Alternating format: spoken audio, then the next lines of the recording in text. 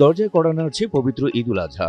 এই ঈদের বিশেষ আকর্ষণ আল্লাহর সন্তুষ্টির উদ্দেশ্যে পশু কুরবানি। আর ঈদে বিক্রির আশায় বছর জুড়ে পশু লালন পালন করে থাকেন খামারিরা। ইতোমধ্যে কুষ্টিয়ার কুমারখালীর হাটগুলোতে উঠতে শুরু করেছে কুরবানির পশু। দূর দূরান্ত থেকে হাটে ভিড় করছেন ক্রেতা বিক্রেতারা। ভালো দামের আশায় নিজেদের পশু হাটে তুলছেন বিক্রেতারা। আর গরু মানে ক্রয় ক্ষমতার মধ্যে আছে, ঠিক আছে। আর আলহামদুলিল্লাহ আমি তো একটা নিলাম, তো ভালোই না। ব্যবসার দাম কই গরু আগে যেরকম গরু কয় হাটে আগে বেচা কিনা খুব দাম বেশি ছিল। বর্তমান কুরবানি হাটে বেশি কম। আগে হিসাব করে 90-95 বিক্রি হয়েছে বাছুর গুলো, বাড়ি পাইতে নি। আর হাটে নিয়ে আসে 70। আরে ঈদ লাগছে মনে খুশির জোয়ার সবখানে, আরে ঈদ লাগছে মনে বিকাশ পেমেন্ট সবখানে। এই গরুটা আপাতত নিম্নতে 1,20,000 1,10,000 বিক্রি হলে পরে গৃহস্থর কিছু লাভ থাকে, কিন্তু এই গরু 80 করছে, 80-85 এইভাবে বাজার থাকলে গৃহস্থর সর্বনাশ। আবার ভারতের তি গরু আলি আরো বিপদ। সেই জন্য ভারতের তিনি একটা গরু না আছে, বাঙালির গরুগুনি বাংলাদেশেই থাক, লোক 2 টাকা পাক, মানুষ কুরবানি দিক। গরু কিনে 1 বছর আগে, 1 বছর গরু পালিছি 85 কিনে, খরচ 85 সহ আর খরচ সহ 1,40,000 খরচে। এখন দাম হচ্ছে 170-75। আমার তো গরু পুষে মানে পাইলে লস। আমার গরুটা যদি 90,000 বা 95,000 বেচতে তাহলে আমার কিছু থাকবে। সাধারণত দেখতে সুন্দর, আকর্ষণীয় ও তেজি পশুদের কোরবানির হাটে বিক্রির জন্য প্রস্তুত করে থাকেন খামারি ও কৃষকরা। তবে দর কষাকষি করেও কাঙ্ক্ষিত দাম না পেয়ে অনেক বিক্রেতাকে ফিরতে দেখা গেছে ভাঙা মন নিয়ে। এর ওজন হচ্ছে 7 মণ, দাম হচ্ছে 175। পুষা আমার পুষা হচ্ছে 1 বছর। 7টা গরু নিয়ে আসলাম, আমি 6টা বেচেছি, আর একটা গরু আছে। তো মোটামুটি অল্প সীমিত লাভ, আমার বেশি লাভ না। গরুর বাজার একটু কম, আমার অল্প সীমিত লাভে আমি ছাড়িয়ে দিয়েছি।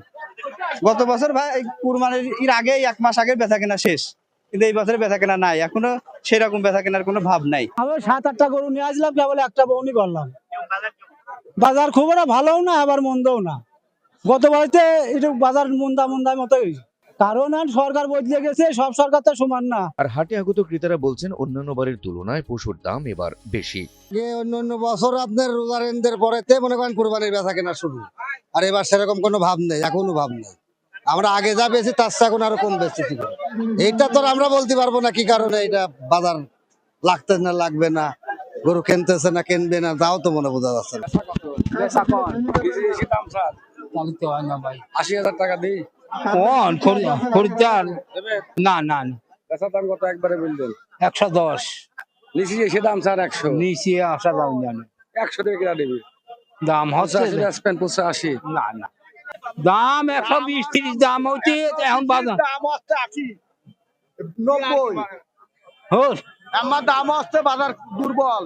কারণ এখন কি এটাই তো আমরা বুঝতে পারছি না। এখন গরু বাছুর কিনা বেচা তো শুরু হবে, কিন্তু এখনো শুরু হচ্ছে না। তো এই ছাগলগুলো বড় ছাগল বিক্রির বাইরে চলে যাবে, কিন্তু এখন তো তা হচ্ছে না। সবে বড় 3.5 লক্ষ দাম হয়েছিল, সেই করে যে গত কালকে বেচেছি 2,45,000। আর ঈদের আগে 3.5 লক্ষ ওই ওনারা পাঠিয়ে এসে বলতো, আমি দিতাম না।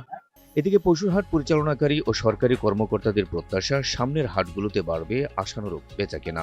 যে বেচা কিনা ক্রেতা বিক্রেতা ইনশাল্লাহ পর্যাপ্ত পরিমাণে গরু উঠেছে, বেচা কিনাও আল্লাহর রহমতে গত হাটের থেকে দ্বিগুণ পরিমাণ বেড়েছে। এবার গরুর মোটামুটি দাম খারাপ না, ইনশাল্লাহ মিডিয়াম পর্যায়ে দেখি। আমরা সামনে রবিবারে আর একটা হাট পাবো ঈদের আগে, ইনশাল্লাহ এর থেকেও ডবল গরু হবে।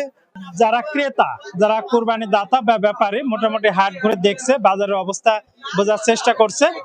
আগামী হয়তো 28 তারিখে যদি ঈদ হয়, তো হাতে 10 দিন আছে, তো বাই দিস টাইম প্রয়োজন মতো হয়তো কেনা বেচা শুরু হয়ে যাবে।